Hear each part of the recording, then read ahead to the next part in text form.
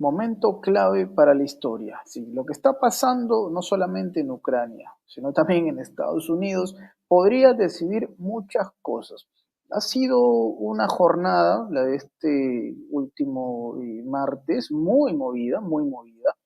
Por un lado, muchos expectantes en lo que ocurría en Filadelfia, el debate entre Donald Trump y Kamala Harris. Por el otro, desde Ucrania y desde la propia Rusia también se empezaban ya a consolidar algunas circunstancias que habíamos anticipado.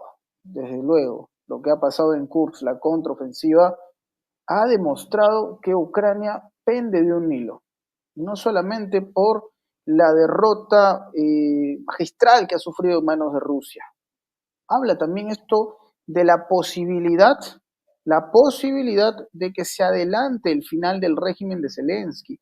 Ya muchos socios europeos empiezan a observar con detenimiento y dicen, tal vez no sea buena idea prolongar esta situación. Ojo, no solamente las caídas de las tropas ucranianas se han hecho sentir en Kursk, en Rusia. En Ucrania, el batallón Azov, tan promocionado, se hablaba tanto de este bloque, sufrió un golpe descomunal. Han sido atrapados en Nueva York, esa ciudad que lleva el nombre precisamente, ¿no?, de la Gran Manzana. Nueva York en Ucrania. El batallón Azov, el temible, entre comillas, batallón Azov, está atrapado, rodeado, cayeron en una trampa mortal. Hay mucha información que circula, señores, sobre lo que está pasando en el mundo, pero claramente se observa con detenimiento dos zonas en específico, Estados Unidos y Ucrania. Y más aún cuando en pleno debate Kamala Harris le dice abiertamente al mundo, Rusia y Estados Unidos están en guerra. Han sido palabras de ella y vamos a explicar por qué. Para desarrollar todos los temas de alto interés que vamos a colocar sobre la mesa, tenemos por supuesto a un especialista, un invitado de lujo, analista internacional, amigo de la casa, un hombre con mucho conocimiento y sobre todo un carisma inigualable. Estamos hablando del señor Fernando Moragón, a quien le doy la bienvenida en nuestro espacio. Querido Fernando, ¿cómo estás? Hola Enzo, encantado de estar como siempre contigo y en Prensa Alternativa, pues eso, y siempre es un placer. Es como estar en mi casa. Bueno, estoy en mi casa porque estamos online, pero también allí es como estar en mi casa, estar con vosotros. Muchas gracias por eso, Fernando. Tú sabes que siempre hay ese placer de conversar contigo, ese privilegio también de mi parte, y siempre tocando temas de alto interés, insisto, porque aparentemente, no es que Fernando vea el futuro, pero muchas cosas que estamos observando se están cumpliendo.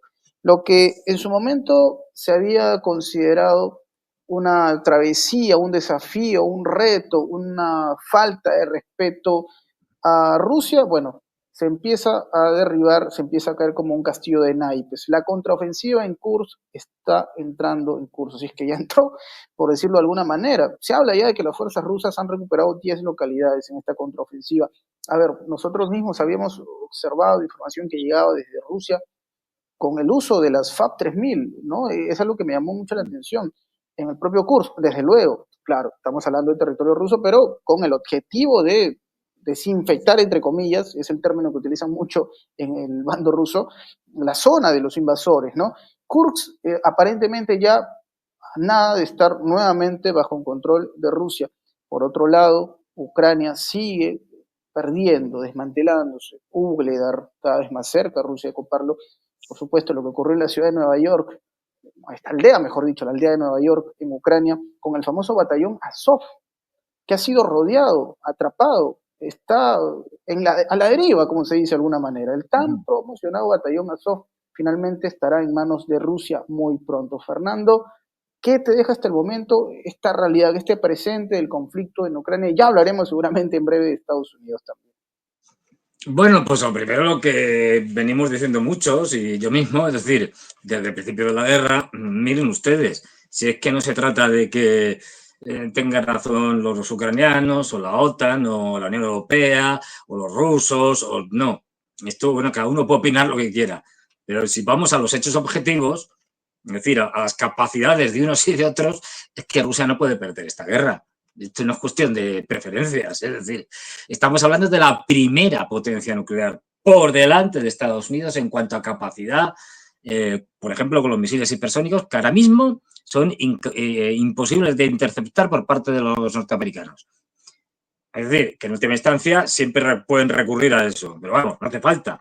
Estamos hablando de un ejército y de una cantidad pues, de demográfica, población. Pero si es que ahora mismo ya, pues eso, Ucrania es muy difícil saberlo, pero lo que está en manos de Zelensky y compañía, pues debe ser unos 20 millones de habitantes lo que tiene, frente a los 148, 49 que tendrán los rusos.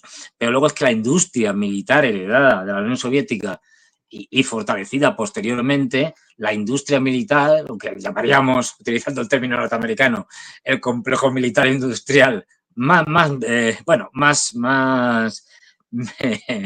industrial que militar en ciertos sentidos, es enorme. La capacidad que tiene es mayor actualmente, es mayor que la que tiene Ucrania, pobrecitos. Es decir, si no, la Unión Europea y Estados Unidos juntos. Estos, a partir de ahí, dices, a ver, me da igual que les deis los Leopard, que les deis los Storm Shadow, que ahora que los británicos y los norteamericanos han dicho, bueno, podéis usarlos y tal, que es simplemente tirarlos desde más cerca, porque alcances unos 300 kilómetros, una cosa así. No sirve para nada. O sea, quiero decir, esto se ha demostrado con todo. Puede, en el mejor de los casos, desde el punto de vista occidental, puede alargar un poquito la cosa, pero nada más. Y eso que los rusos están haciendo la guerra. Es una contradicción en términos, pero bueno, la guerra más, entre comillas, pacifista de la historia. Es decir, si comparamos cualquier otra guerra, los rusos están teniendo un cuidado exquisito en que muera la población civil menor, es decir, que haya muy pocos muertos y hecho, vamos, con bisturí, ¿no? Con bisturí. la población civil que ha muerto en la guerra en Ucrania, en 3 años casi,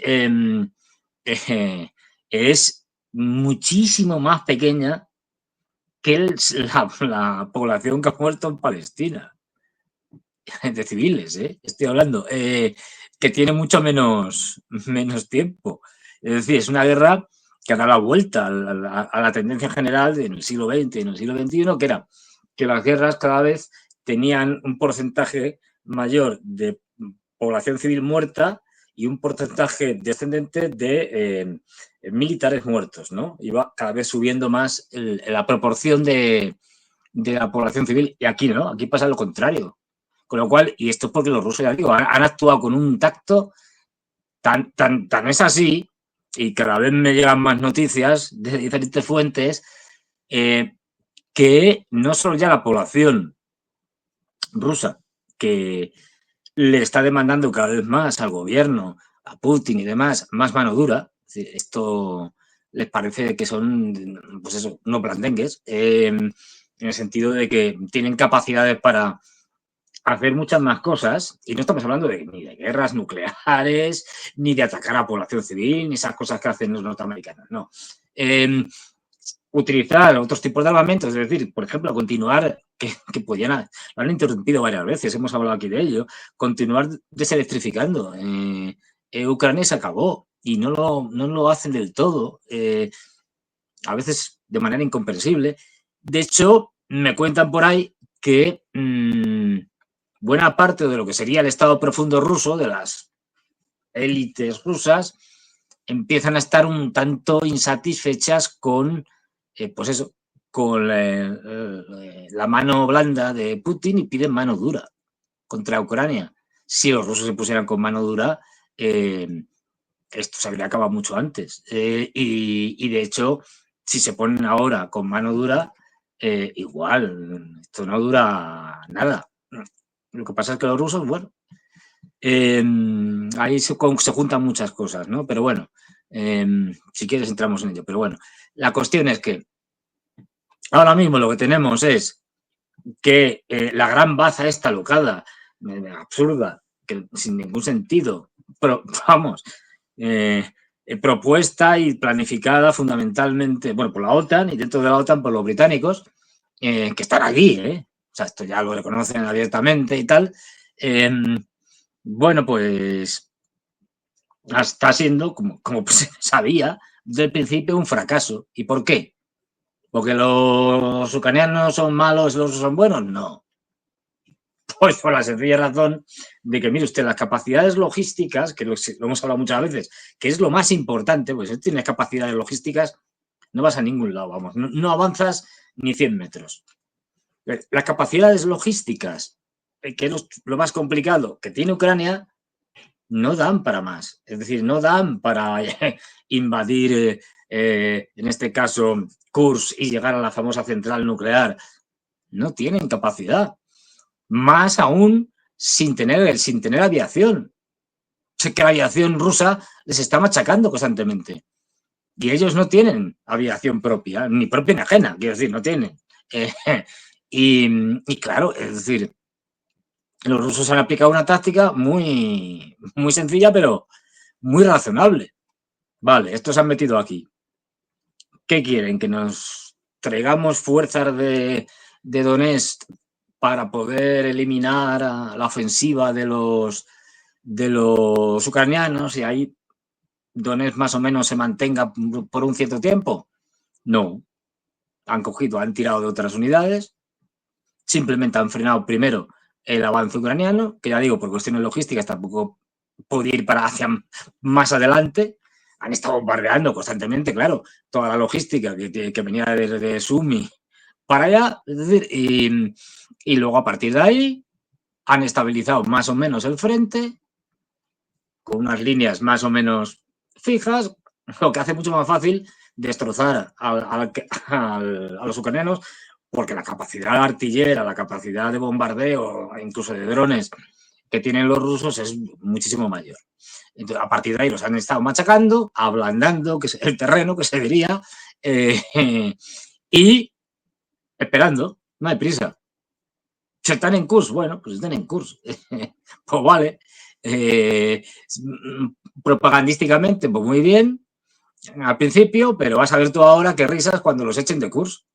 A ver cómo lo venden. Es decir, lo venden como un avance hacia atrás o algo así.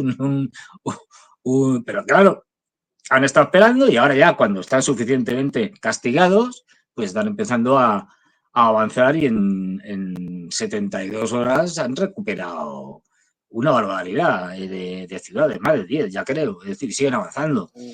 Bueno, pues esto en no sé cuántos días les llevará, pero los terminarán echando de Kursk, incluso puede que empiecen a avanzar hacia Sumi. Ya veremos, según los planes que tengan. Pero esto, ya digo, va a ser rápido, no va a durar mucho porque ahora mismo las tropas allí están muy castigadas. Resultado, que a ver la señora Harris, luego entraremos en el tema de los norteamericanos, cómo vende el gran éxito de los ucranianos al poder introducir sus tropas en tierras históricas rusas e invadir Rusia. A ver cómo vende que les han echado patadas y que el ejército ucraniano con eso lo único que ha hecho es perder hombres, material y tiempo.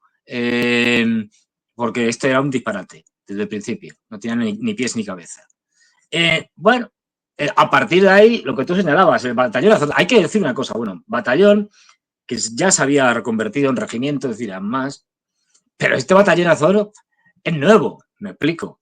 El batallón Azov, digamos, original, ese prácticamente acabaron con él en Mariupol.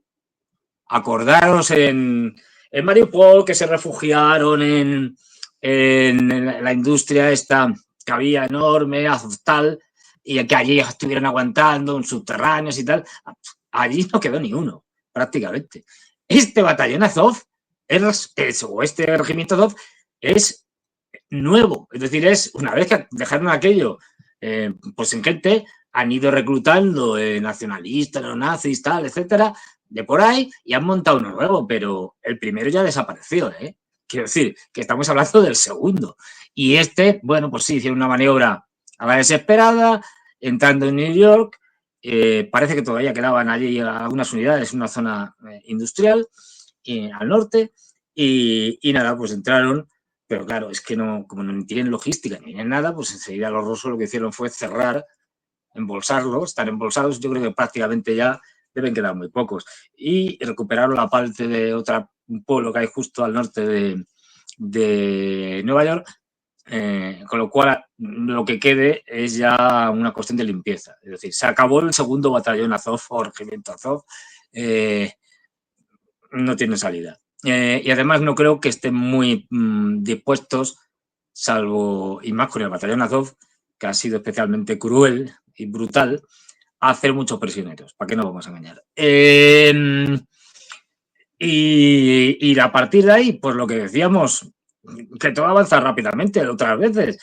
¿Qué tenemos? Úbeda prácticamente está semicercada y están a punto de cercarla casi completamente. En el momento que haya una posición más, que es una mina, bueno, una mina en desuso y tal, que tiene al mismo, no solo una mina, sino una serie de edificios, etcétera y tal, prácticamente o se retiran o los cercan.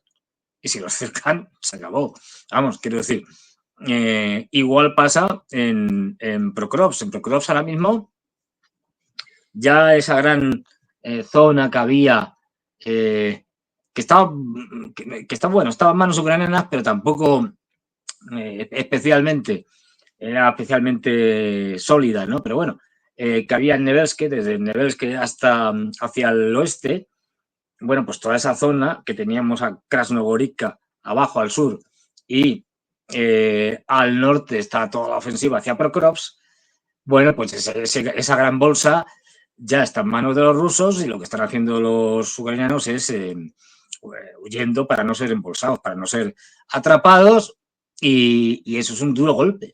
Si al mismo tiempo las últimas noticias que nos llegan, pero de ahora mismo prácticamente Ukrainsk, que es una ciudad que tiene un nombre parecido a Ucrania, pero es una ciudad, Ukrainsk está a punto de ser tomada por los rusos y que hábilmente, además de atacar Ucrania y tal, que estaba ya medio cercada, han atravesado entre medias de varias poblaciones y han ido hacia dos pequeños pueblos que están, según parece, ya tomados o casi tomados y está muy cerca de cortar la última vía de conexión, la última carretera que une Prokrovsk con todas estas líneas defensivas de estos pueblos y demás. Con lo cual ahí ya dejarías todas estas líneas desabastecidas.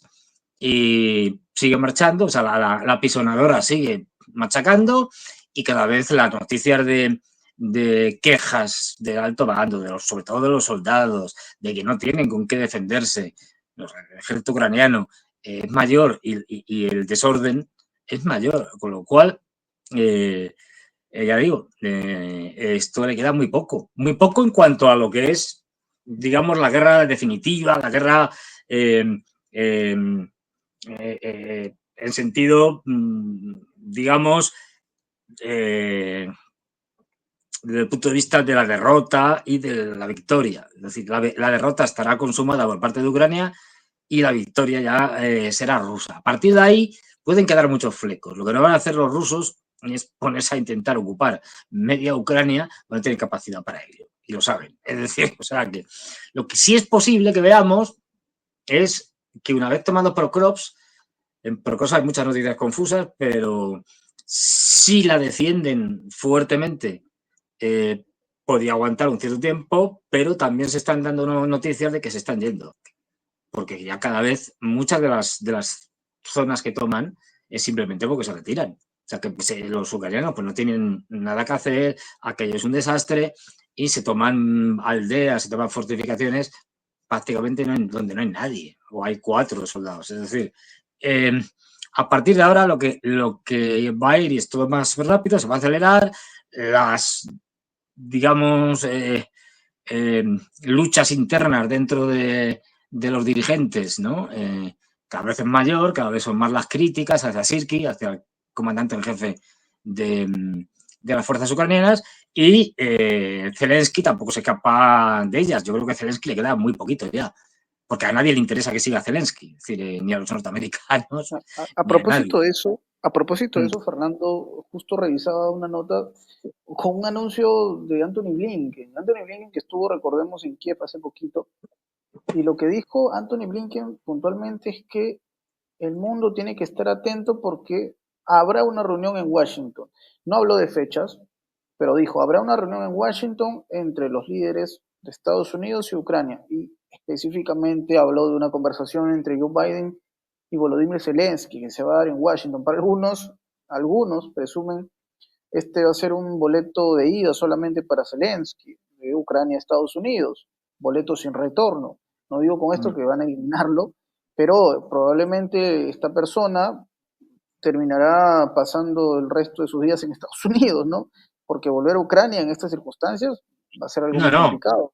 Entonces, De hecho, es un asunto, sí, no, de hecho sí, tiene una de sus múltiples propiedades, pues una de ellas la tiene en Florida, que es un imagínate, sitio en muy Florida, cómodo para vivir y tal, buena temperatura, claro. en fin. Parece que alistan su salida, ¿no? O sea, da la sensación de que todos estos anuncios, tanto misterio, va de la mano con una reunión. Lo que dijo Blinken va a ser una reunión importante y decisiva. Cuando dice decisiva, claramente hablamos ya de una posición que pueda tomar Estados Unidos. ¿Qué posición? A ver, se acercan las elecciones y tal y como tú lo has planteado, Fernando, una derrota, digamos, podría ser vista de muchas maneras y explicada de muchas maneras, pero explicada a partir de la victoria del ejército ruso y el conseguir un objetivo, puede ser una cosa. Otra, a partir de una influencia casi altruista por parte de Estados Unidos para que tanto Ucrania como Rusia se den la mano, ¿no? Y justo hacerlo a puertas de las elecciones, quizás tratando de encontrar a partir de eso la confianza del elector estadounidense, porque no olvidemos, el asunto de la guerra, vaya que ha calado en la sociedad de los Estados Unidos. Se habla más que nunca de la escalada del conflicto, de lo que no se hablaba hasta hace poco. Ahora más que nunca se habla de la política externa de Estados Unidos en Estados Unidos, nada menos.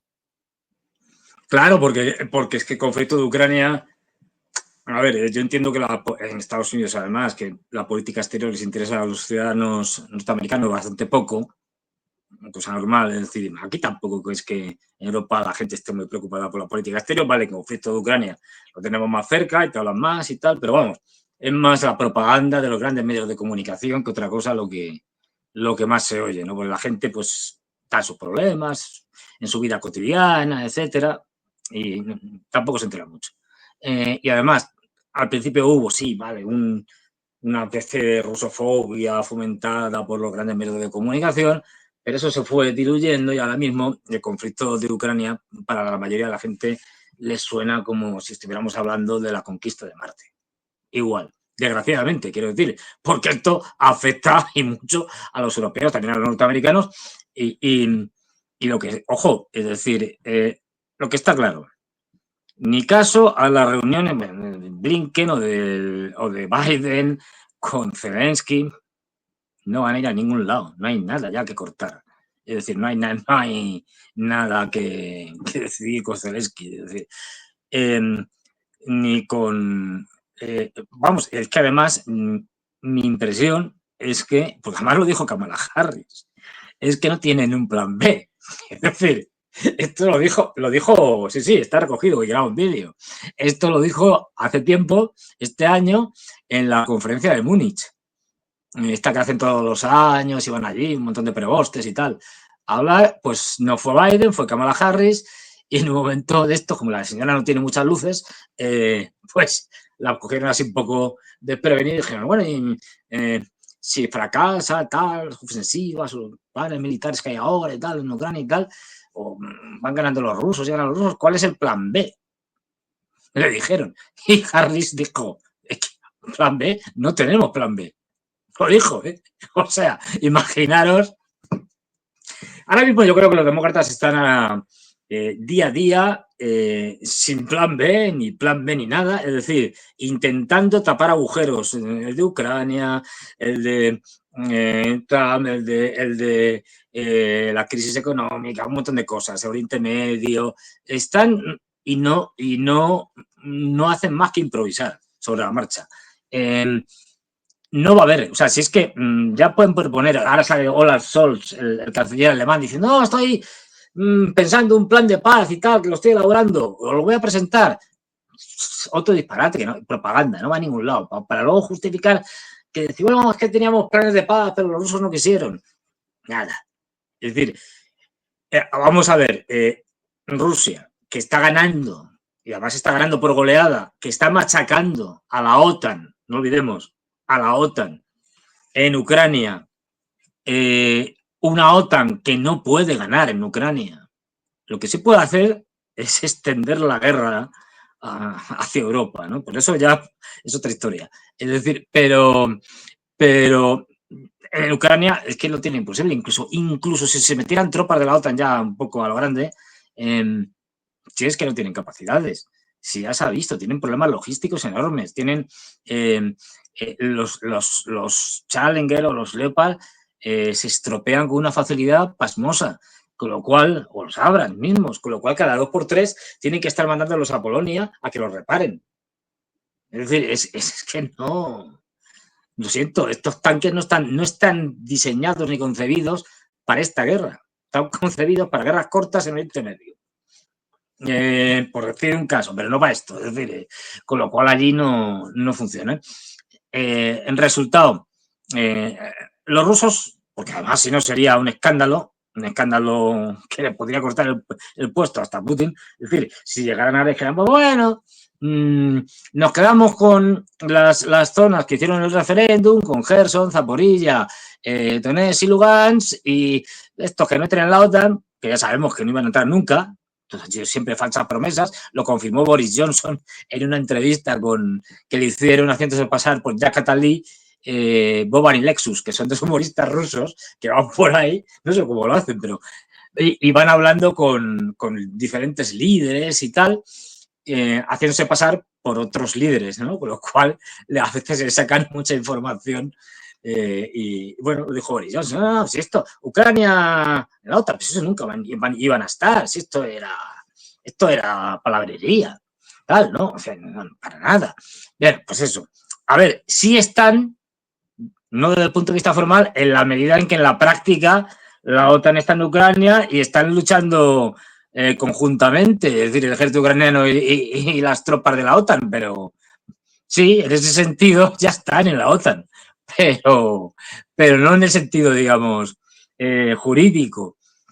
Bueno, Ucrania, ya digo, la derrota que se le viene encima va a ser durísima, tremenda, y los rusos no pueden aceptar ahora mismo ninguna negociación. Tienen que hacer el parité, es decir, bueno, sí, no, si nosotros estamos abiertos a la negociación y tal, pero bajo los puntos que dijo Putin en junio y tal, y no sé qué. A ver, esto siempre, cuando hay un conflicto del tipo que sea, y más si es una guerra, pues siempre una estrategia, digamos, básica es nosotros decir que estamos dispuestos a dialogar abiertamente y que los que no están dispuestos a dialogar son los contrarios. Esto es algo de libro. Quiero decir que siempre hay que hacerlo. Es decir, yo estoy dispuesto a dialogar, yo estoy abierto, pero es que los contrarios no quieren. ¿Qué le voy a hacer? Pues esto es básico, ¿no? Esto se hace siempre. Pero los rusos no tienen ninguna razón. Van ganando la guerra. Encima les han hecho bastantes barrabasadas, por decirlo así. Es decir, lo de entrar en Kursk, los bombardeos contra civiles, no solo en Kursk, sino en Belgorod, en otros sitios, en Borovnet, en Rostov del Don, los ataques a infraestructuras importantes rusas, intento de cargarse el puente de Kerch y el atentado terrorista contra el teatro de Moscú. Es decir, y ahí sí vas sumando, y esto no puedes llegar y decir, no, bueno, negocio, me quedo con esto y tal. No. Aquí Rusia va a tener que imponer, pero ya digo, es que aunque quisieran lo contrario, no van a poder hacerlo. Van a tener que poner pues prácticamente una rendición incondicional por parte de los ucranianos. Como decimos, el ejército ucraniano sigue colapsando a un ritmo cada vez más acelerado y llegará un momento que ya habrá un punto de inflexión donde, digamos, es como cuando empieza a caerse pues no sé, una baraja de cartas colocada en una pirámide y tal, pues empieza la primera, segunda, la tercera, pero ya al final es un derrumbe total. Pues eso. Y esto está cada vez más cerca, muy cerca. Es decir, yo siempre sigo diciendo que del verano básicamente no pasa. En el peor de los casos, no pasa de octubre. Pero esto ya lo reconocen muchos analistas occidentales. Y hoy, por ejemplo, Mexheimer decía que los rusos no iban a negociar, pero que van a negociar, se están ganando. En todo caso, pondrán unas condiciones durísimas que o las aceptas o no las aceptas y punto, no hay más.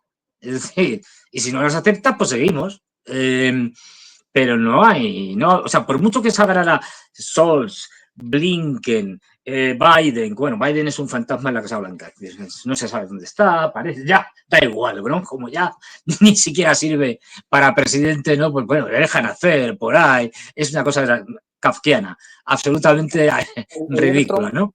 ayer Trump Entonces, decía entonces, desde entonces antes, pues, claro, entonces, bueno, pues los que sean y tal, aunque nos vayan contando ahora, no, vamos a presentar, no sé, un plan nuevo, vamos a negociar, Zelensky ya dice, no, no, estaríamos incluso dispuestos a ceder territorio, aunque no reconociéndolo y tal, no sé qué.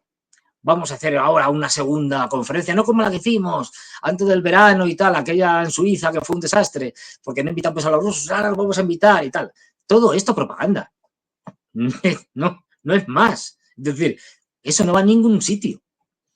Con lo cual, bueno, tienen que justificar ante sus audiencias el que, pues eso, el que los malos son los otros y ellos están dispuestos a negociar desde el principio, pero es que fueron los rusos los que invadieron y tal, y atacaron y tal, y no están dispuestos a negociar.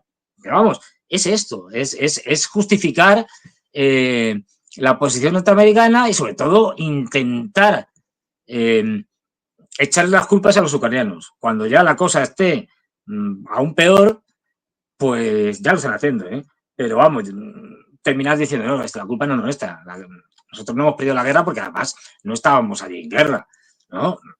Claro, formalmente no estás en guerra, pero sí estabas allí combatiendo. Pero bueno, dirán, no, no, nosotros no, simplemente suministrábamos armas y estas cosas. La culpa es de los ucranianos que no han sabido gestionar las ayudas que les hemos dado financieras, de armamento, tal, ¿qué se le va a hacer? La culpa es de Zelensky, este hombre no vale, sí, un hombre muy heroico y tal, pero no ha sabido dirigir el país y militarmente no. Entonces, esto es a lo que están jugando, no hay más. Otra cosa es que tendremos, porque lo que van a hacer, que se me olvidó antes, lo que probablemente después de tomar Prokhorovsk vayan a hacer los rusos es ir avanzando hacia Petropavlovsk, si mal no me acuerdo, pues las confundo con otra, pero bueno, y luego a partir de ahí hasta el Dnipro, hasta el Dnieper. Es que no hay nada en medio, quiero decir, eso sería, no habría prácticamente enfrentamientos, pues no hay ni soldados, ni fortificaciones, ni ciudades, apenas, ni aldeas, ni pueblos, o sea, que no hay nada, es estepa. Y entonces ya está Dnipro. Pero eso ya sería con un ejército ucraniano completamente derrotado.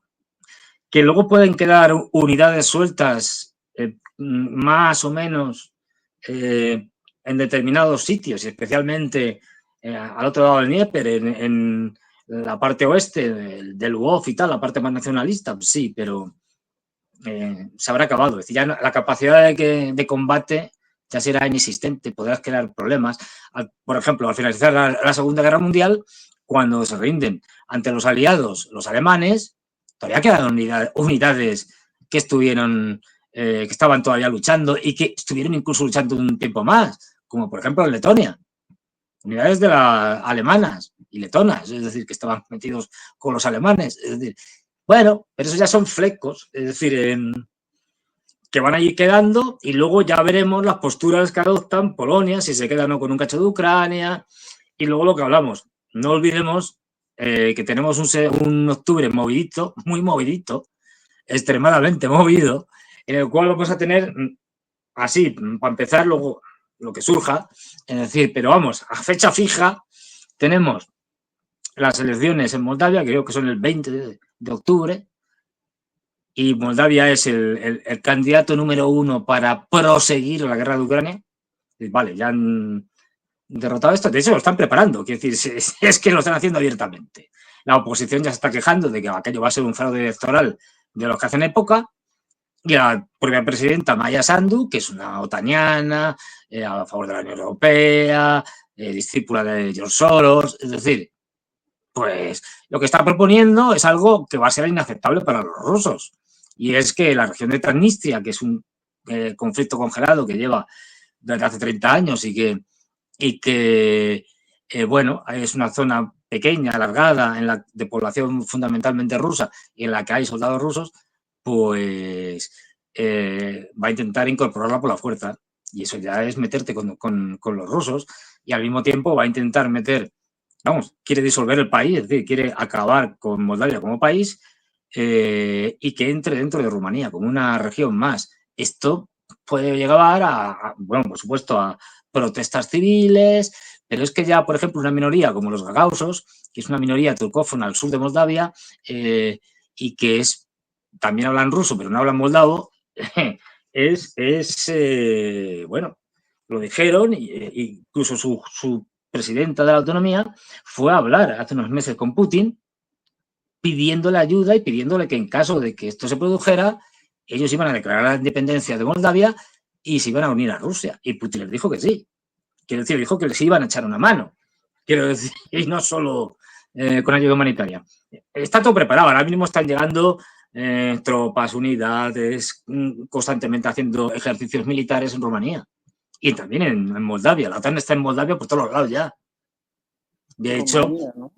claro, por Rumanía, eso digo que otra cosa donde es hace poco, donde que hace poco la derrota de Ucrania será el capítulo número 1 de la guerra de Europa, sí, que mira, tendrá seguramente el capítulo 2 en Moldavia, y puede que haya más capítulos, ya veremos.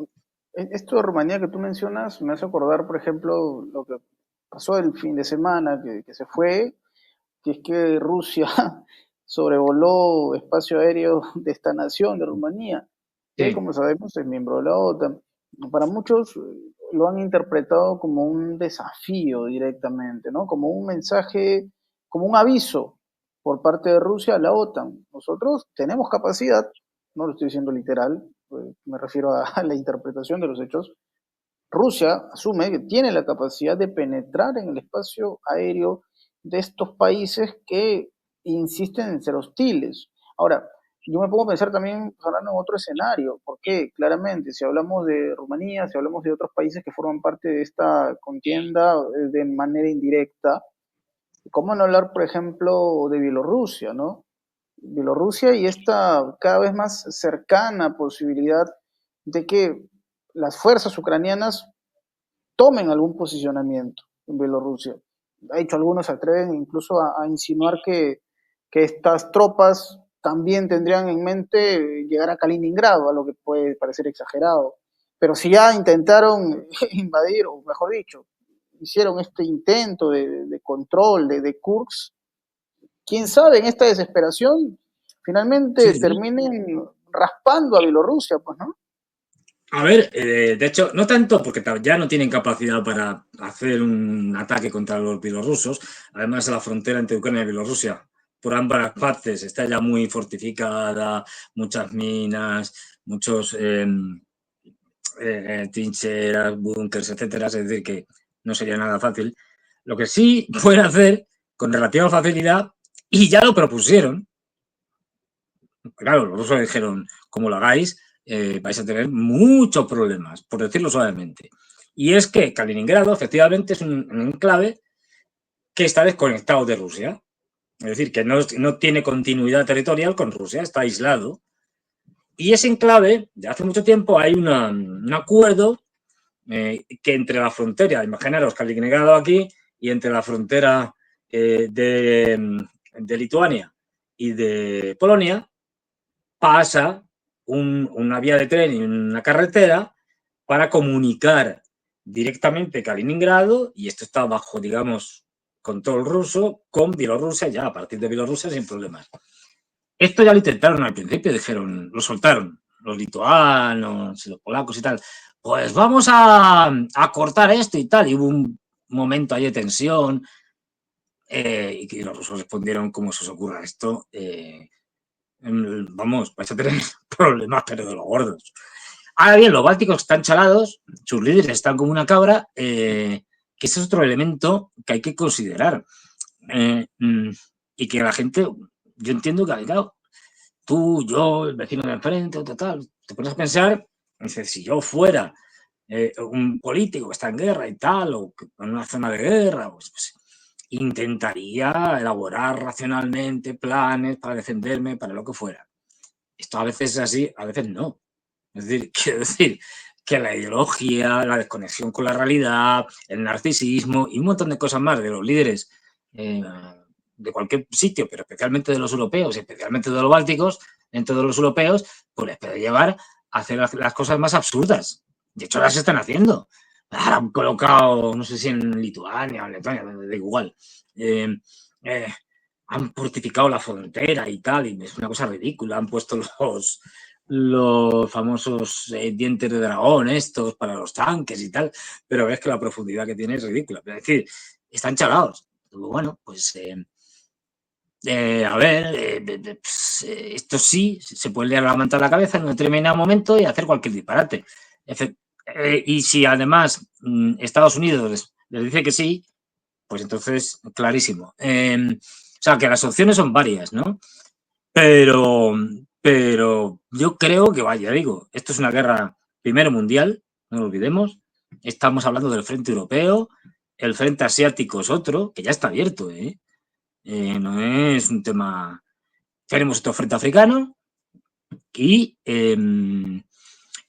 por el momento en Latinoamérica, digamos que la cosa, desde el punto de vista estrictamente militar, luego sí, sanciones y eso, para todo el mundo. Pero por el momento, o intentos de revolución de colores y tal, bueno, pues el caso este de Venezuela, del hombre este, que en lo de España no hay quien lo comprenda, pero bueno, que ahora se viene a España exiliado y le reconocen El como mundo, presidente sí, sí, legítimo.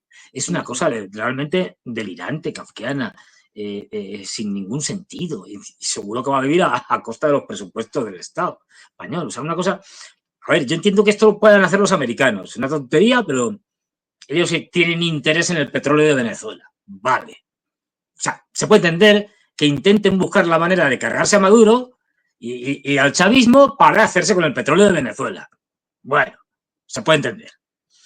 Pero España, que no tenemos ahí nada que pintar. Es decir, que seamos más papistas que el Papa y seamos más anti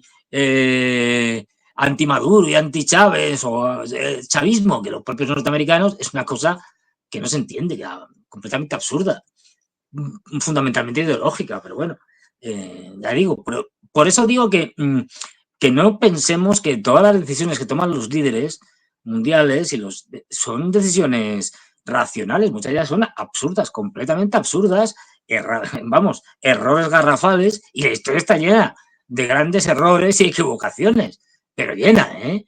Y por meterme un poco con Churchill, que a mí me cae muy mal, a ver, Churchill llega allí, que creo que era en ese momento el jefe del almirantazgo británico, y planifica una gran operación que es la invasión de Galípoli, de la península esta en Turquía, en aquel momento Imperio Otomano, alargada que hay justo en el estrecho de los Dardanelos, arriba el Bósforo, aquí los Dardanelos, el mar de Mármara.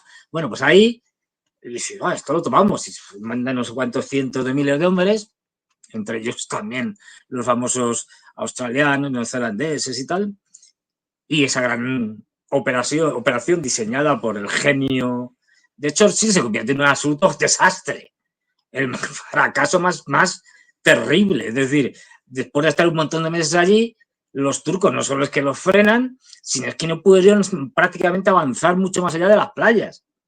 Es que se tuvieron que ir, y de malas maneras, con unas pérdidas tremendas.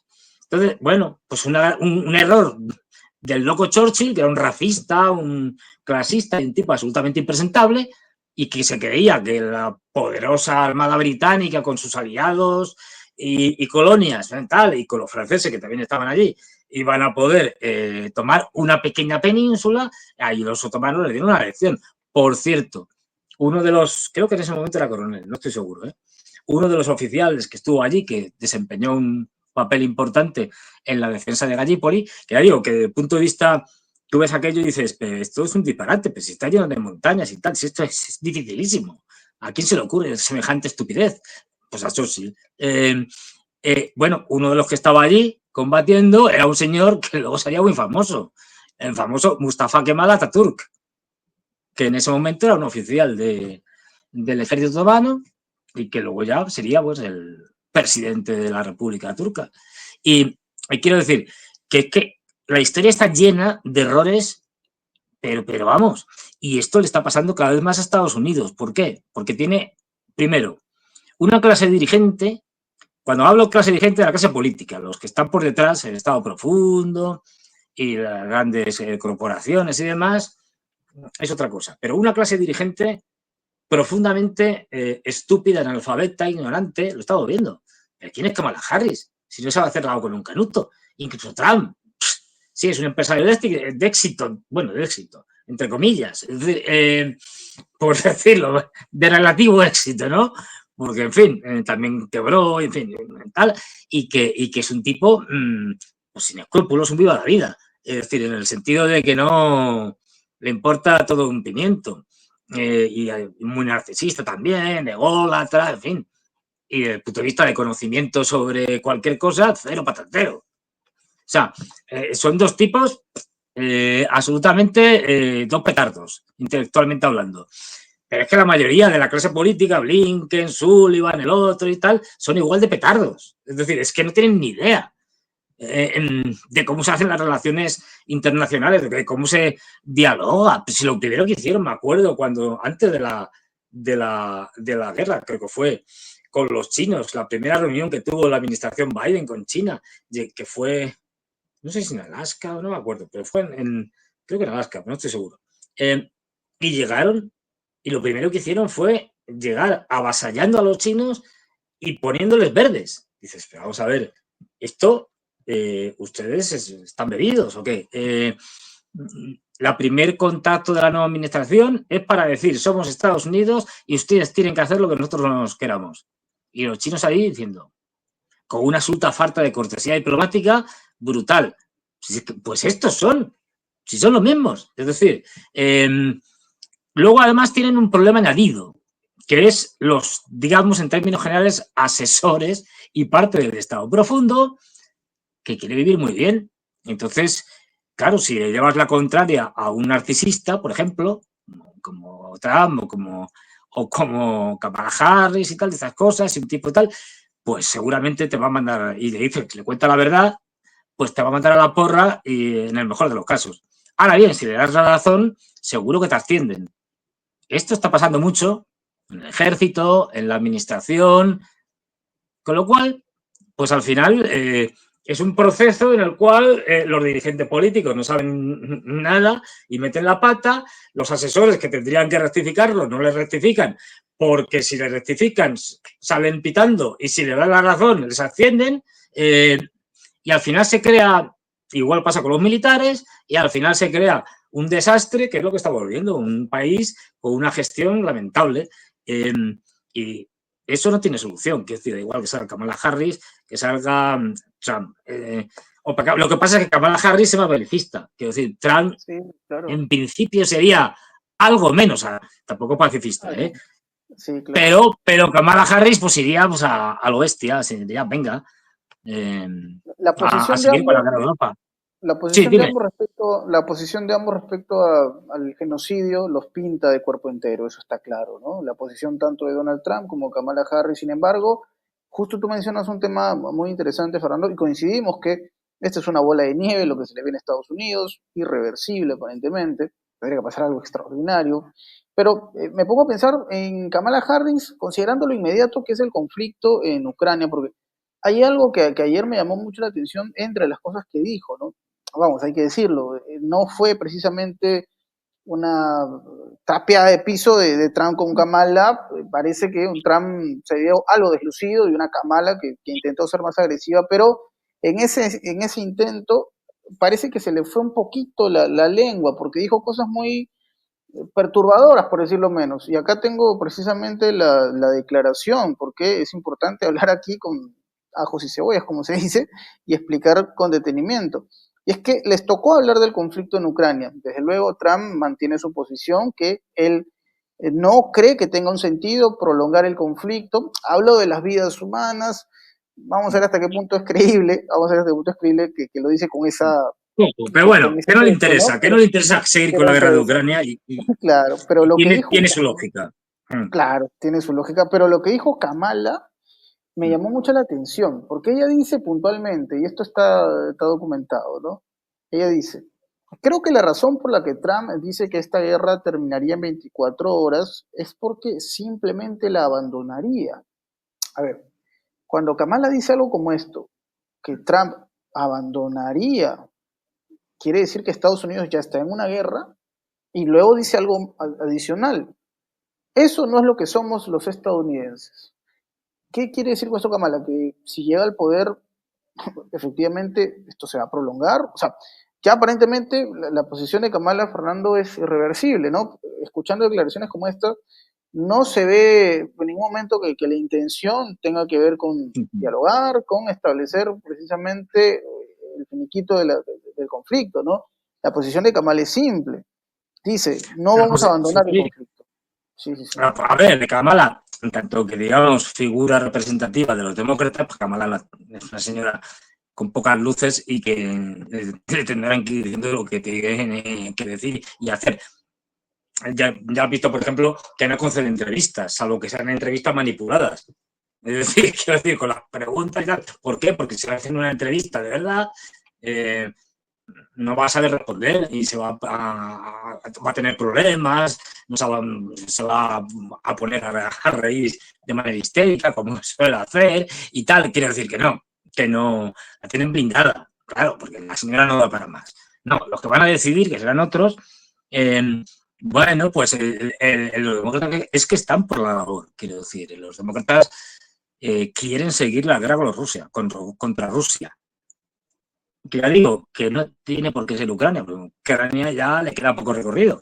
Pero como hablábamos antes, puede ser Moldavia, puede ser Kaliningrado, puede ser un montón de sitios, puede ser Serbia incluso con el tema de Kosovo y la minería Serbia en Kosovo. Es decir, quieren abrir un frente nuevo, que es el de Georgia, que también tiene elecciones en octubre, por eso digo que vamos a tener un octubre caliente y además encima están muertos de miedo porque van a tener una macrocumbre, y resalto lo de macrocumbre, de jefes de Estado y de gobierno de los BRICS, al que se ha invitado a un montón de gente para que asista, aunque no sean de los BRICS, medio mundo va a estar allí, o más quizá. Hay una cantidad de solicitudes para adherirse a los BRICS larguísima, de Turquía, Azerbaiyán, en fin. Veremos si lo amplían más o no ahora en esta cumbre, pero lo que sí sabemos es que va a haber un ataque duro, o sea, va a haber una respuesta dura contra el dólar. Y eso sí que Estados Unidos lo va a digerir muy mal. Y los demócratas ahí tendrán que justificar qué van a hacer ante unos señores que son los Bills, que todo el mundo que no es Occidente está con ellos en mayor o menor medida, que no hacen más que crecer y que ya están planteando, y en esa cumbre lo plantearán de una forma ya más clara, más taxativa, ya, más concreta, un sistema económico mundial alternativo de instituciones como el Fondo Monetario Internacional y el Banco Mundial, incluso a largo plazo, aunque ahora no lo digan, Naciones Unidas, que no sirve para nada, es decir, alternativo. Y ya han dicho, y de lo que sabemos, de lo poco que sabemos que ya están de acuerdo, es que van a crear un sistema alternativo al sistema SWIFT. Esto es un golpe demoledor para Estados Unidos, porque significa que a partir de ahora, y se van a apuntar 159 países ya, es decir, significa que a partir de ahora tú puedas hacer tus transacciones bancarias de banco a banco a través de este sistema. que no es el SWIFT, es decir, pero es que van a lanzar algo relacionado con una moneda alternativa, todo el tema del incremento del comercio bilateral en monedas nacionales, instituciones que darán más protagonismo seguramente al blanco de los BRICS. Es decir, va a ser una cumbre histórica y los norteamericanos van a tener que reaccionar, o sea, se van a encontrar los demócratas con un mes de octubre terrible, porque a ver cómo hacen frente a eso. Yo creo sinceramente que los norteamericanos van a seguir en esta guerra luchando hasta el final, hasta que no puedan más. Y como digo siempre, van a morir matando. Estamos viendo el derrumbe, ¿sabes? Como la caída del Imperio Romano, lo que pasa es que el Imperio Romano era más sólido, quiero decir, tardó mucho tiempo en caer. De hecho, desde la crisis del siglo III, ya, vamos, solo la fortaleza del Imperio Romano pudo superar la crisis del siglo III y llegar hasta el siglo V. Pero bueno, esto no es comparable en ese sentido, pero estamos como viendo la caída del Imperio Romano en el 475, si mal no recuerdo, en vivo y en directo. Es decir, es que Estados Unidos se está derrumbando y Europa ni te cuento. O sea, Europa, hasta el informe Draghi, que tiene dobles intenciones, pero bueno, lo ha dicho. Es decir, Europa no tiene futuro. O hacemos algo o el gas ha destrozado la economía europea, la ruptura de la compra del gas ruso. Y ha estado diciendo, bueno, que tenemos que sacrificar cosas, que hay que tener más austeridad, claro, no van al final siempre pagan lo mismo los ciudadanos, que vamos a empobrecernos y tal. O sea, vamos, ha dejado a la antigua Unión Europea, a los dirigentes, a la señora von der Leyen y compañía, de inútiles para arriba. Y la propuesta que hace Draghi, que es de risa, es esto para salir del hoyo hace falta por lo menos 800.000 millones de euros. ¿Qué lo va a poner? No lo va a poner Úrsula, pues lo vamos a poner nosotros, los ciudadanos. ¿Y eso cómo se va a hacer? Pues fundamentalmente vía impuestos y luego lo que van a crear son los eurobonos. Los eurobonos, que va a ser una especie de deuda europea, de toda la Unión Europea, a partir de la cual van a tomar el control seguramente de todos los sistemas de los, digamos, ministerios de Hacienda de Europa, con lo cual irán creando esto que cada vez se ve más, una Unión Europea que diluya completamente los Estados-nación y que sea controlada desde Bruselas o donde sea por una gente que no ha sido elegida por nadie, como son von der Leyen y sus comisarios, y en un estado totalitario. Ya han sacado leyes de censura durísimas. Ahora mismo te pueden meter en la cárcel por poner un meme de lo más tonto, es decir, si ellos quieren. Estamos en el final de, bueno, ya no hay democracia en Europa. Quiero decir, si alguna vez la ha habido, ya no la hay. Ni libertad de expresión, ni nada de esto. Es decir, incluso los que nos arriesgamos más a decir estas cosas, sabemos que hay ciertas cosas de las que no podemos hablar en público. Porque si hablamos en público van a ir a por nosotros. Ya lo hacen, de hecho, es decir, de ciertas maneras. Pero ciertos temas no se pueden tocar. Porque si se tocan, tienes muchísimos problemas. Entonces, ahora se va a utilizar la guerra de Ucrania, se va a utilizar el desastre de la economía europea generado por ellos mismos, por el propio Draghi, que fue el primero en empezar con las sanciones.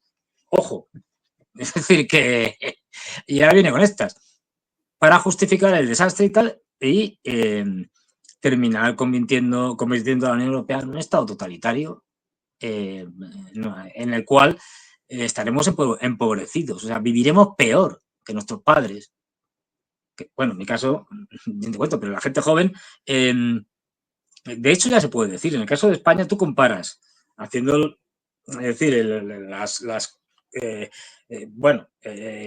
digamos, comparando, haciendo una traslación de la inflación de la época, del tipo de precios que había, de los salarios, etcétera, de la capacidad del poder adquisitivo. Bueno, y te sale que en los 60, en los 70 en España se vivía mejor que ahora, mejor en cuanto a calidad de vida. Es decir, un señor quería comprarse una casa normal, trabajador, y te ponían, pues tenía que pagar letras, es decir, tenía que pagar todos los meses durante 8 años. Ahora durante 50.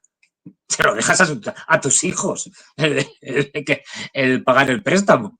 Es decir, no, estamos claramente empobrecidos y vamos a ir aún a una situación de mayor pobreza. Entonces, bueno, y esto al final, pues los norteamericanos seguirán saqueando, como lo están haciendo, en ese sentido se están poniendo las botas y vamos a ver, porque al final lo que subyace a todo esto, aparte del dominio, obviamente, de geopolítico y tal, es el control de los recursos energéticos y de los minerales estratégicos. No hay otra cosa. Hay un artículo muy interesante, no me acuerdo el nombre, creo que el artículo de Larry Johnson, que te cuenta, y es un artículo que se escribió a principios de la guerra, todavía no habían pasado todo lo que ha pasado después, en 2022, y en el que te cuenta que Ucrania, claro, no es la que la gente pensaba. Bueno, sí, todos sabemos que tienen las tierras negras muy fértiles y tal, pero empieza a hacer un repaso y es que la riqueza mineral e incluso gasística de Ucrania es brutal. Y es que además tiene minerales, no ya es que sea una gigantesca potencia productora de carbón, pero si es que va ahora mismo una de las razones por las que si quieren los occidentales que Procrops aguante, porque allí están las mayores reservas de litio de Europa, por ejemplo, pero es que tienen manganeso, tienen titanio, tienen un montón de cosas.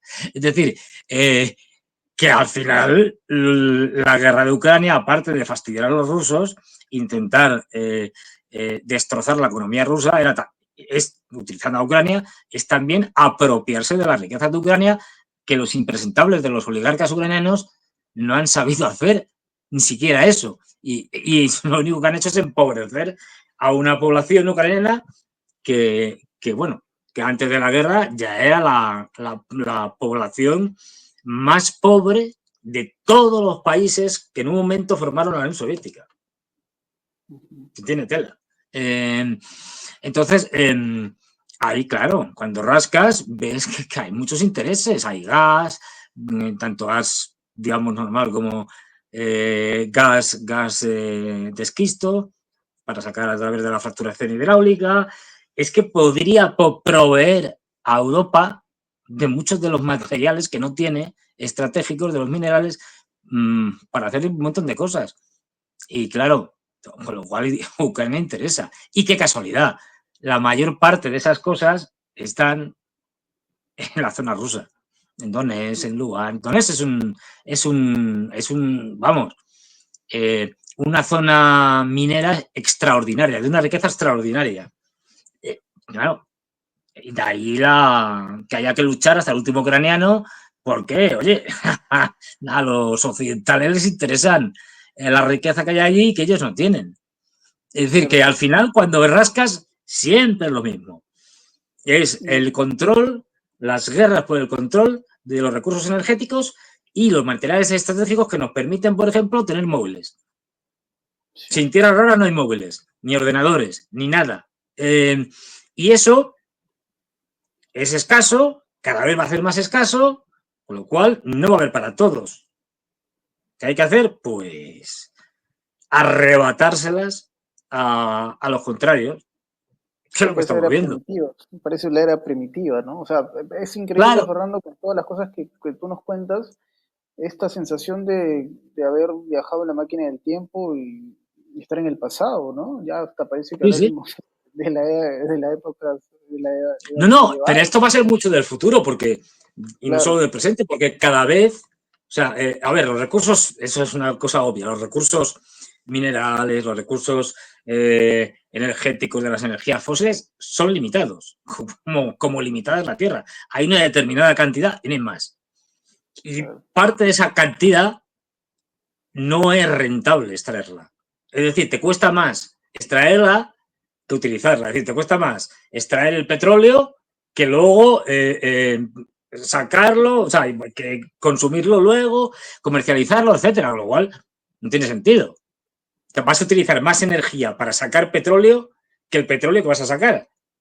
No tiene sentido. O sea, entonces, esto cada vez se va a ver más, porque cada vez los yacimientos son menos limpios, son más difíciles, pues eso, de extraer, porque no olvidemos, los norteamericanos se han hecho independientes, incluso exportadores de petróleo y gas y estas cosas, por una sencilla razón, porque empezaron a partir de hace ya la década pasada y tal, bueno, la anterior incluso, a principios del siglo XX y tal, ya empezaron a explotar el petróleo y el gas de esquisto.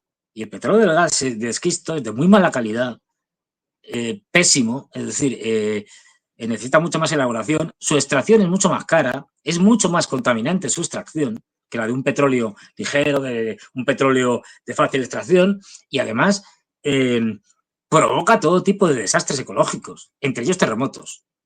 Así, tal cual. ¿Qué pasa? Pues que, claro, eso es lo que han tirado, venga, para arriba, y les ha llevado a ser independientes desde el punto de vista de las energías fósiles. Pero eso, además, tiene un problema, que es que la energía sacada de estos bloques de esquisto y tal, a través del fracking, de la fracturación hidráulica, que consume cantidades brutales de agua y de arena para fracturar esos yacimientos y que puedan salir, bueno, pues los pozos acaban rapidísimamente, pero que no duran. Los agotas enseguida, con lo cual esto es lo que se diría pan para hoy y hambre para mañana. Y eso lo saben los norteamericanos. Por eso quieren hacerse con el control de del gas y tal y del petróleo de muchos países, y por eso que quieren dinamitar Rusia para hacerse con el control en pequeños estados, para hacerse con el control de recursos minerales y gasísticos y petroleros que les son fundamentales y que saben que en el futuro, no en el futuro dentro de 100 años, en un futuro inmediato van a dejar de tener, porque cada vez va a haber menos y la lucha van a ser atroces, porque no va a haber, y Europa en concreto no tiene nada. Noruega, que tiene gas, petróleo, se acabó. Es decir, minerales estratégicos, pequeñitas cantidades, irrisorias. Pues bueno, esta es la gran lucha. Es decir, sin energía no vamos a ningún lado. Sin energía este móvil no puede estar funcionando porque hay que cargarlo con una batería eléctrica. Y si cojo el coche, puede ser eléctrico, o de carbón, vamos, o de gasolina, o de gasoil, o de lo que sea. Pero que además luego nos vende la tontería esta de las energías renovables, que es una mentira como una catedral, y que al final también nos venden. No, es que la energía eléctrica, me parece muy bien la energía eléctrica, pero es que si tú coges el consumo mundial de energía, la energía eléctrica, que no es una fuente de energía primaria, no lo olvidemos, se produce con otras cosas. Es decir, con petróleo, con una central térmica, con carbón, con paneles solares a través del sol. Es decir, no es...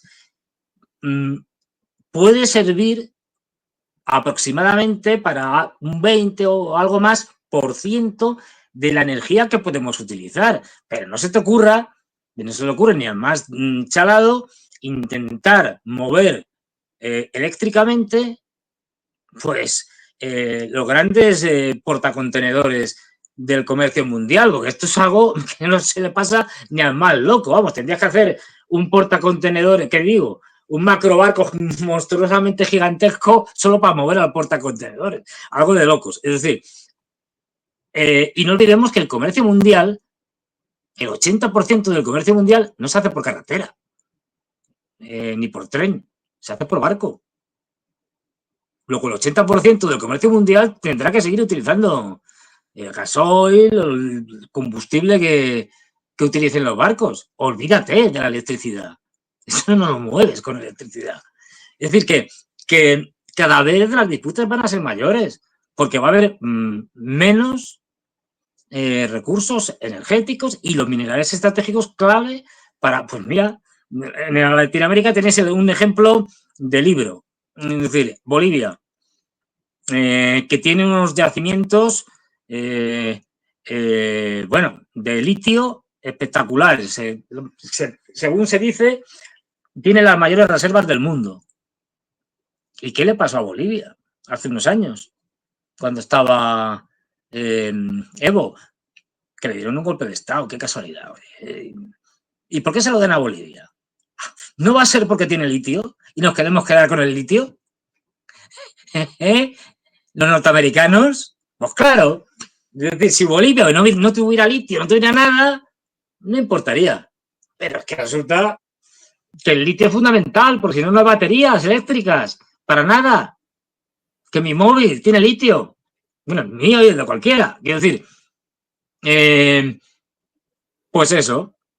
Es Claro, decir, claro. que las luchas van a ser cada vez más atroces. Por eso Putin, pues Xi Jinping, incluso los norteamericanos, te están diciendo que estamos entrando, hemos entrado ya en un periodo de guerras que durará mucho tiempo.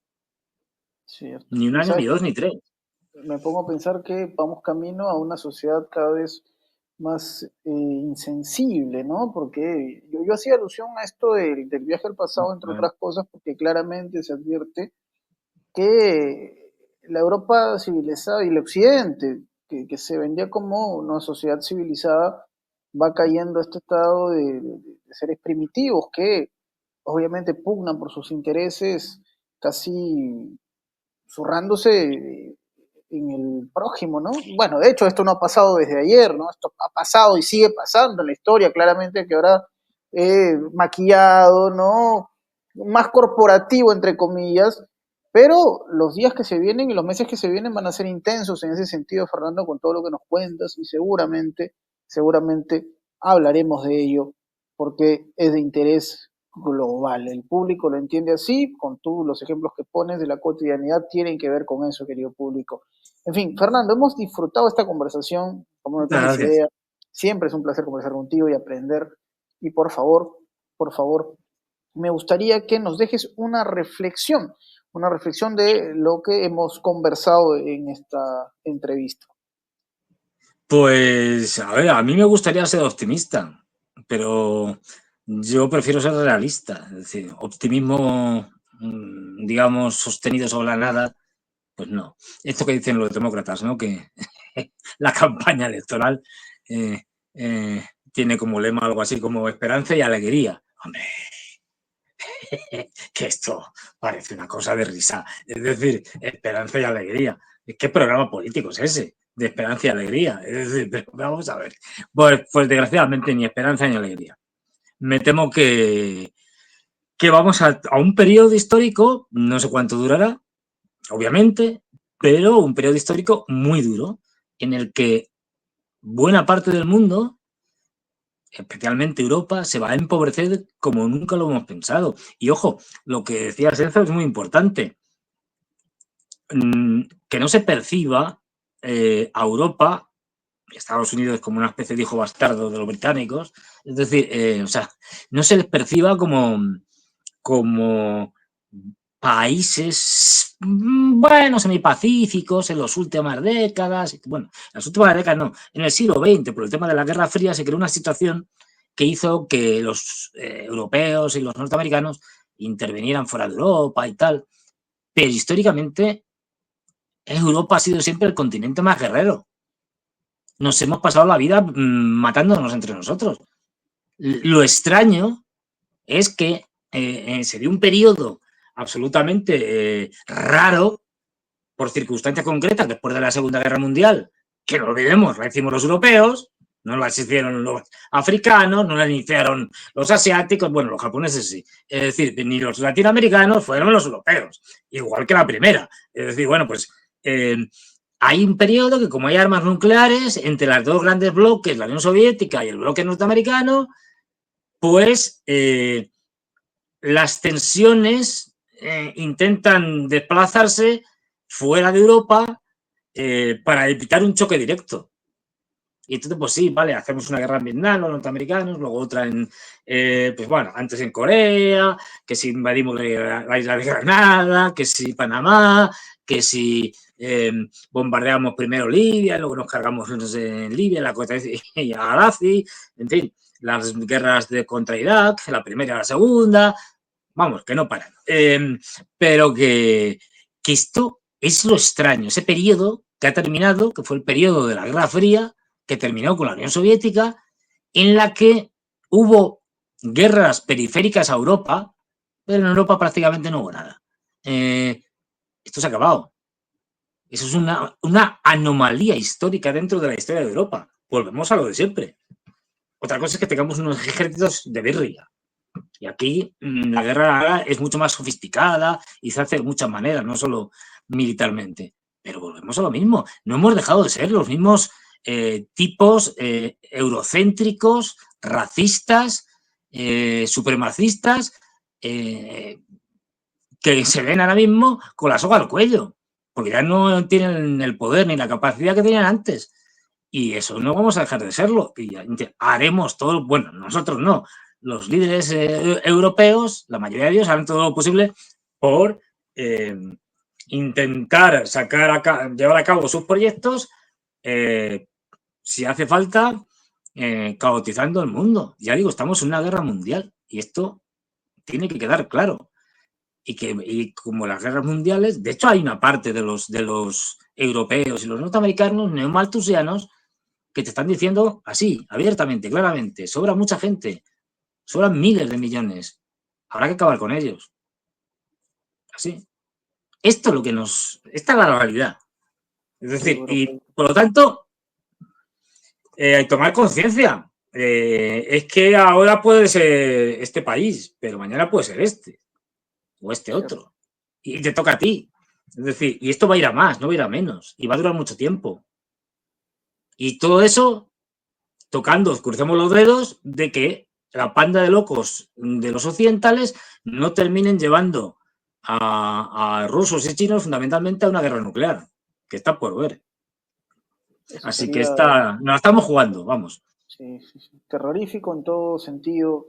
Y cada vez son más notables la intención de la OTAN de involucrar a China, las provocaciones, buques de guerra alemanes pasando por el estrecho de Taiwán, declaraciones como las de Stoltenberg que inculpa a China de financiar el conflicto, en fin. Vamos a ver hasta qué punto esto se dilata, pero tal y como tú lo mencionas, Fernando, parece que esto es como que el capítulo que toca, ¿no? Que toca vivir, ¿no? La Sí, sí. página que tienes que pasar inevitablemente al momento de hacer una lectura. Esperemos esta hoja pase rápido, aunque quién sabe. El ser humano es indescifrable, esta sociedad también hay que decirlo. Querido Fernando, hemos disfrutado la conversación siempre contigo. Es un placer conversar, aprender, sobre todo el público lo hace sentir en los comentarios, ¿no? Yo agradecido con la posibilidad de poder hablar contigo y seguramente quieren saber ellos dónde más podemos ver a Fernando Moragón, además Pues de Prensa Alternativa. en principio me podéis ver. Bueno, ahora había por unos temas de unos viajes que tenían que hacer unos compañeros míos y tal, pero me podéis ver habitualmente los martes con Ariel Umpierrez en su programa. Los jueves, lo que pasa, ya digo, que ahora está de viaje el hombre y posiblemente esta semana no podamos hacer nada por eso, porque está de viaje. Pero los jueves estaremos el trío de los tres mosqueteros, Ariel Umpierrez, Juan Antonio Aguilar y yo allí haciendo de todo, es decir, vamos, dando tortas por todos los lados. Luego también, el viernes ya yo solo, así, ya desquiciado a lo bestia, soltando mis locuras, en demoliendo mitos de la política, pero yo solo. Empezaré seguramente nuevamente a colaborar con Negocios TV y creo que este viernes, lo confirmaré, estaré en Todo es Geopolítica, hablando de lo que toque, y luego los domingos con Ezequiel Vistoletti, pues hacemos un mano a mano y nos dedicamos a repasar un montón de cosas y en todos estos me podéis ver. Y alguno más que seguro que se me olvida. Pero bueno, y empresa alternativa. Es Claro, los obvio. miércoles, Es decir, se han vuelto los miércoles de ya Fernando Moragón. un clásico, ya. Pero vamos. Sí, sí, claro que sí. Así Pero que, bueno, el bueno, público, ahí sí. estamos. Perfecto, Fernando. Gracias por eso. El público ya lo sabe. Vamos a colocar en la descripción la información para que usted pueda seguir observando a Fernando Moragón en sus diversos espacios. Es un lujo tenerlo acá en Prensa Alternativa, lo digo nuevamente, Fernando. Seguramente la próxima semana tendremos más información de todo tipo, de todo color, ¿no? Porque al final, creo yo, le encontramos siempre ese ángulo que al público le gusta, ¿no? Que al final tratamos de entender este mensaje, que es que importantísimo cómo nosotros, a partir del conocimiento de estos hechos, podemos mostrar señales de cambio a las futuras generaciones. ¿Ah? Así que, Fernando, gracias por ello. Un placer conversar contigo nuevamente. Nos estaremos reencontrando muy pronto aquí en Prensa Alternativa. Mi nombre es Enzo Anchante. No olviden suscribirse a Prensa Alternativa. También en la descripción, insisto, aparecerá la información de los canales amigos, hermanos, con los que usted podrá observar a Fernando Moragón. Me despido. Será hasta la próxima.